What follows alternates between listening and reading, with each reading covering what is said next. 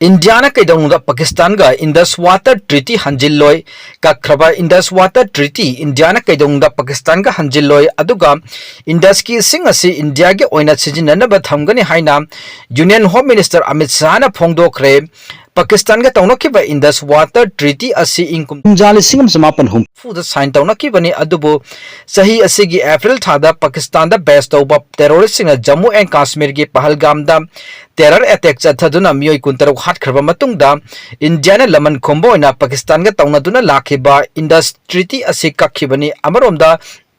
India amasung Pakistan lebak ani ge marakta ungkhanaba manba mawongda attack tawnakiba aduna tha ani buki mamangdagi hauna ceasefire thamkhibani Amit Shah na hai industrial gi ising asi Pakistan gi oina sada marfurom siznaduna lakhibani adubo haujikti tawnakiba treaty asi kakhibadagi Pakistan da ising gi awaba mayokna batanatana ithailo khongsu ayamba kangle Masinmak Indiana terrorist saukaliba Pakistan gi mathakta chapchaba para ama tambibani haina phongdoki mahanga hai Pakistan ga Indus Water Treaty ka khraba matung haiba turial asigi ising asi achauba canal sing semduna